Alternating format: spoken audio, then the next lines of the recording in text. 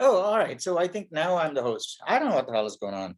So you know what I think may have happened is that my SSO credentials with the Foothill domain expired, and because Zoom was logged in through Foothill, it said I'm not the host anymore, or some shit like that. Anyway, I'm back now. It's recording. Yeah. That comment made. I wish that people don't forget about it and continue that very potentially rich discussion. Now, here's the very interesting thing about that comment, which might actually be worthy of a record in this video. Is that when I read the comment, I thought it was really interesting, a stimulation for an interesting discussion that lots of people could have. But something about the comment bothered me. And then I thought, when I was walking, what is it that bothered me? And then I narrowed down that the word that actually bothered me was amortized. Okay, or he said amortized H, hash tables amortized H of O of one cost, and that bothered me. And I was able to narrow it down to that word, but I didn't have the right reason why it bothered me. So I started, on the way I was walking, I started manufacturing all kinds of reasons why that word was wrong, because it bothered me. And so I had this lengthy tirade with Colin privately in chat, where I was giving him a lot of grief about that word, saying, amortized is not the right word to use there. Hash tables are not amortized; they're actually O of one. And Colin came back with lots and lots of very good reasons and proper reasons why no, they are amortized O of one. And then so on the way back, I was thinking, well, you know what? I can't. Everything he says is right. So what is it then? Why is it still bothering me? And then I was finally able to put my finger on why that word bothered me, right? And I think the word, and this is what it is. I don't even think that's the case. What bothered me was that when we use vectors, yes, when we use vectors, we don't say vectors give you amortized O of one axis, do we? No, we say, we vector there, because O of one, bam, bam, yes? But if you think about it, vectors O of one is not O of one. It is amortized O of one, yes? Because when a vector has to grow, it has to copy all the elements. And that operation is not O of one, it's O of n. Yes or no? Yeah, it should be. So technically, vector axis is not O of one. It is O of one amortized. On average, a vector's axis time is O of one. So we just say, using a vector O of one. And so, what I realized was that, if everything that Colin said, except the word amortized, would actually be very, I would have not been, my video is not on, you guys didn't tell me. Okay. Hey, that's really funny because I'm wearing the exact same glasses, exact same t-shirt. Let me see, hang on just a sec. Okay, I'm going to go back to video. Oh yeah, you really are. You are. I got to look down. I don't know. I can see. If I look down, I can see. But also, that thing is cropped and all. But you really are wearing the same. Yeah, exactly the same. Yeah, it's kind of cool because I wasn't able to tell. Hey, it's a photo or me, right? Because most of the time I'm just like that. But what was the thing? Yeah. So that dropping a term like that, hash tables. We should use a hash table because it's amortized O of one.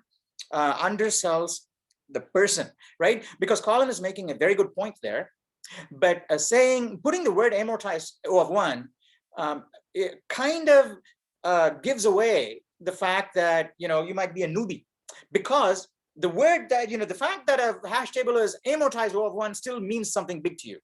Otherwise, you're going to say, hey, we'll use a hash table there, because if you look at most programmers and you're talking about big scale architecture, we're just saying hash table.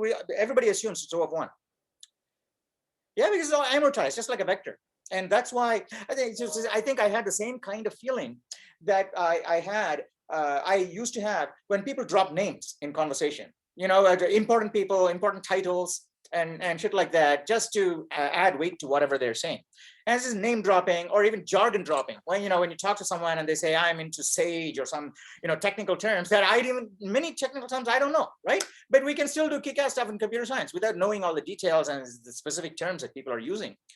And so most experts, I think, right, or most of the people I know, most of the experts I know, tend to kind of frown upon use of buzzwords and name dropping, and also the stating of the obvious. I think that's what it is. Okay. So the fact that a hash table is amortized O of 1 is obvious to experienced programmers, but it is not so obvious to newbie programmers.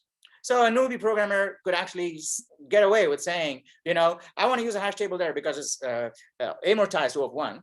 But once you get experience, you're just going to say, I'm going to use a hash table there because that'll give me O of 1. However, then the discussion there, what Colin had started in the first place, becomes stronger. And now it's actually a very rich discussion, which is actually what Colin had in mind. Because I just thought that amortized, that word was diluting the whole thing, right? The power of what he's trying to say. And so now it's very nice, because now what we're talking about is actually the cost of the overhead in two O of 1 operations, right? They're both O of 1. Vector is also O of 1, and a hash table is also O of 1. Which one's better, and what kind of overhead we're willing to trade off, or what kind of space usage. And so that's why I thought it was a very nice discussion. And the pity is that, Colin should hopefully repost that or reshare that, I think, or maybe Shreyas or someone should just reshare that at the right time when more of you guys are working on Silt. Yeah. Anyway, that's all I have to say. I'm very pleased to see that you guys are all working. Just keep on doing it, okay? Keep on doing it. Just apply yourself 100%, and you got to finish Claire before the end of this week. You will finish it. Finish off Blue. Once you finish Blue, you can be assured that you're not going to do 2B just because you have to do it. You'll actually be looking forward to doing 2B. Yeah, because you can say, hey, that was really fun to do, and now I want to get to the next level. Just like you finish the level 1 of Zelda, you want to play the level 2. Yeah.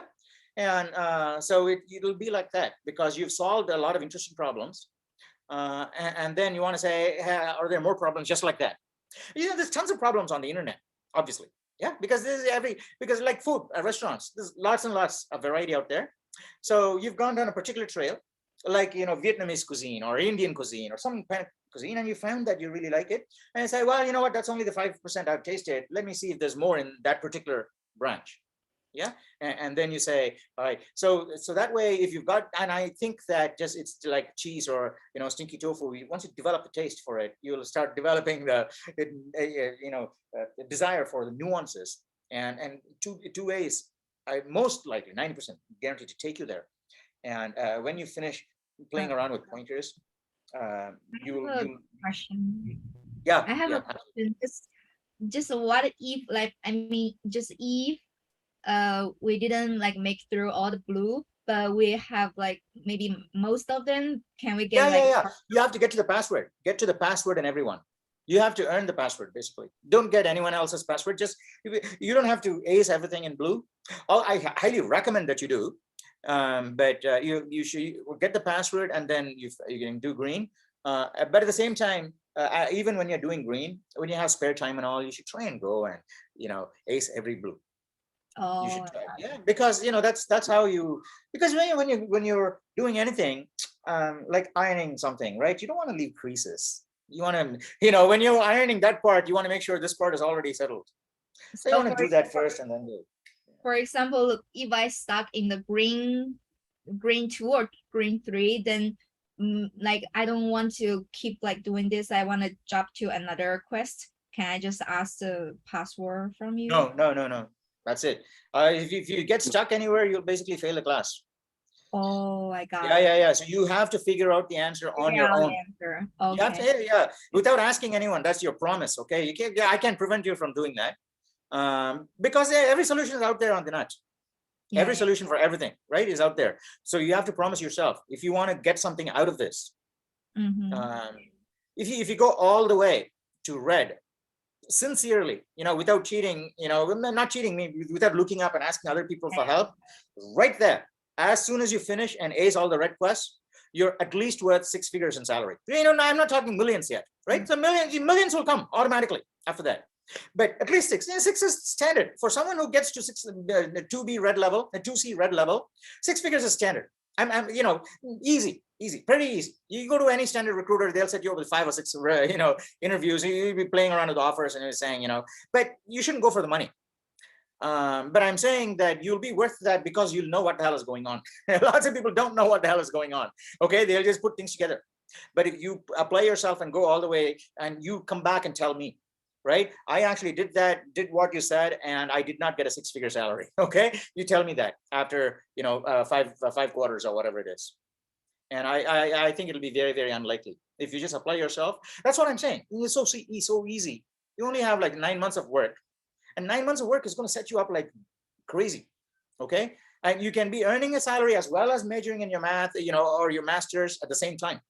That's, you know, it's actually possible. You could be a you know, grad student at, you know, at a UC or Stanford or whatever it is, and you can have a side business doing software consulting. And lots of people pay lots of money. You know, you only hear stories about billionaires, but there's so many millionaires. That's like the dark matter of the universe. There's so many millionaires that you don't even know. You know, you go to Trader Joe's, you might actually pass like 4 or 5 millionaires on the way. You don't know, right? And then because there are so many, people don't keep count of these. You only talk about, the press talks about billionaires and big and wealthy and powerful people. But the fact of the matter is, if you know your shit, okay, you're at least worth, you know, even if you don't save so crazily, you will be worth a lot of money very soon. So money won't be the driving factor in your life. Yeah. Okay. So just apply yourself, and you'll see that it's fantastic.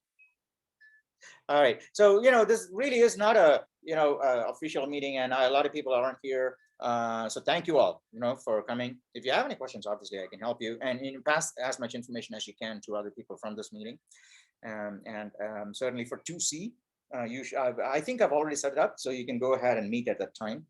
And yeah, Shreyas, you can just pass that message on. Yeah, for sure. And don't expect, yeah. Invite me if there's something specific, and I'll try and join once in a while, but I don't know if I could make all of those. But I'll certainly, you know, if there's common interest in some topic, I'll try and make a separate class on a Sunday or Saturday for you guys to come. Sure. Okay. So, Right. Jaden? Yeah.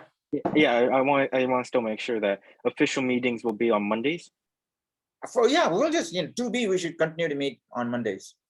Unless, you know, you guys get together. All right, you and Claire get together. Maybe if I find some other people, and you say more than 5 people, or if people are willing to come on at this time, I'll come. Yeah, I also want to ask, you set up this thing on Canvas for 2Bs, like meet with your students or share with your students? That's what it is. This is it. Oh, this is supposed to be that meeting. Oh, okay. Yeah, I was a bit confused by that. The students update each other. And you're clicking on all the links from previous quarters. Say, I get emails saying Jaden joined a meeting. Jaden joined a meeting, and I go, it's a meeting that was in March, or say, you know, June. Really? Because on my dashboard in Canvas, there was 2 Zoom meetings. CS2B students update each other from 1 to 2. I'm pretty sure it's a bug in Canvas, okay? Because same thing happened last quarter too. A lot of students got confused. That's why I don't trust the Canvas calendar. It gives you all expired links. Just go to the announcement. All right, so from 6 to 7, these will be the meetings. Oh, unless you and Claire, you know, manage to get some people and say, you know, 5 people together, pick a different time. Other than my 2-way lecture times, I'm happy to do. Yeah, especially during the day. Yeah. So from this moment on, focus on both Reddit, updating on Reddit, or posting on Reddit, and be doing the questing now. And on these meetings too, right? So you got to attend these meetings and help each other during the meetings too. So I'll be looking for that. Thank you, Nand. I'll be working on I'll be working on the first screen quiz from here on out. Totally. I'm following all of you guys, okay? I'm following every time each of you submit something I can see. Okay, so it's not like, and it's okay. It's okay to submit trashy code too. Hey, everybody has to submit trashy code. Yeah. So you don't have to feel self-conscious that I'm watching your code every time you submit. You know, I'm watching it, but I'm just like resisting my temptation not to come in and say, don't do this, because I want you guys to get, you know, burned in a little way. Yeah, so I can watch it and say, you know, I can see that's happening. So go ahead, do everything. I can see it, right? I can show you right now. Well, not right now. I can share a screen. I can show you. You do something, I can show you what's going on. But but just you know, believe that and use, which means that you can assume that I'm always there. You know, if you have a serious problem there and you post something on Reddit, I'll know. Because if I see, you know, Claire or Shreyas post, you know, try many times on the same quest, I kind of already, and I look at the code and I look at their output to see what's going on. I already know before each of they come up with a Reddit question. I already know what kind of question they're going to ask and what kind of answer to give them to. Yeah. So and I don't give it usually. I know what the answer is, the best answer to give you. Yeah, but most of the time, what happens is I just hang on to the answer, and someone else gives the exact same answer. And a student gets the points instead of me just telling what the answer might have been. So it's all so much better. You go and look in our Reddit. Okay, it is like an example for students all over the world, right? Harvard, Stanford, India, China, anywhere in the world. You look at our students on our Reddit, and how they're interacting with each other. There's no competition, right? Even classmates, everyone is helping each other just go to the next level. No, yeah, I've used to, when I was in high school, I had that experience with it was an entrance exam to an engineering institution, right? And so I was there a half hour ago, and so another student was also there from a different school altogether, and I was struggling with a physics problem and trying to memorize equations. And he was stopped by me and said, "What are you trying to do?" And I said, "I'm trying to do this." And he said, "No, let me show you an easy way. Never ever memorize any of these equations, especially Newtonian mechanics. Just derive them on the fly, because any force you have, all you need to do is decompose them into vertical and horizontal components, or XYZ components. And then you can just have to add up scalars, not scalars, add up vectors pointing in the same direction." Yes. Once you take a force, yeah. So resolve the forces, and from that moment, physics was completely different for me. And I actually remember this, right? Later on, I found out that his father was my math teacher when I did college. Later on, 2 years later, I did my electrical engineering, and during my classes, I had to do his math classes, calculus. And his dad, his name was Jagannathan, right? He was my math prof. And I could see that he's teaching us math in exactly the same way that he must have taught his son Gopal Krishnan, right? So many years ago, because his son was teaching me what his father is now teaching me in a slightly different way, same style. And it was also beautiful. All of these kind of tie in so nicely. So you'll discover all of these very cool niceties about learning itself, not just a particular field. Because what you learn in computer science, as long as you learn anything in any subject, and you go to a brand new subject, here's what I find. The information is different, but the learning style is the same. So the thing is, the person that's trying to learn has to invest a lot of effort in learning two things. There's, learning information and trying to digest it, but also the learning style, because learning style doesn't come naturally. This natural learning style is inefficient, right? Anything that happens by nature will happen, but it's not probably the most efficient way given the constraints. So learning is going to happen, but there are trusted ways of learning that are actually accelerated and much better. So learning to learn is also a skill. And so that's why it doesn't matter what field it is, whether it's math or computer science or drama or whatever it is. Learning to learn has to be learned in conjunction with the field, because once you have that learning to learn in place, then you go to another field, it's exactly the same learning to learn, so you only have the information assimilation. Does it make sense? So the thing that I find with a lot of students is that they miss out on the learning to learn. They just get the information, and then they regurgitate the information somehow or digest it or some way, and they go to a new class. And they not only have to get the new information, but they have the same learning to learn problem. Because, and I think, why are they trying to do the same thing over and over again? They should be like computer scientists, right? Once you've solved a problem, you got the solution. Use the solution everywhere. Yes. Fibonacci. That's what we do. We don't calculate, Fibonacci 2 every single time. Oh, we'll die, right? So once you have the solution, use it. So it's like dynamic programming. And so when it's every problem, they decompose it and say what parts of this overlapping sub-problems and these different things in life are overlapping so that I need to solve only once. And there's so much, and people don't see it. And they're solving the same thing so many times. How many times have you seen it? Even adults, right? Lots and lots of people. And you see them, they're solving the exact same problem in different settings, okay? Social settings, all the exact same problem. If you sit down and think about it, it's exactly the same problem. And so that is basically not thinking like a computer scientist. a computer scientist looks at problems and says, okay, well, before I try and expend energy, because energy requires moving atoms around, right? Let me use electricity and figure out if there's anything that I can just do one time and get away with it. Yes, this makes sense, doesn't it? And that's why computer science is so useful, I think, right? So, so I'm very glad. So just take this approach and enjoy learning, and finding out these things, and look at education as a puzzle. Okay, every human I know, starting from kids all the way to old adults, everybody loves puzzles. Okay, so just look at education as a series of riddles and puzzles, and you'll just say, well, I got enough to keep me entertained until I die.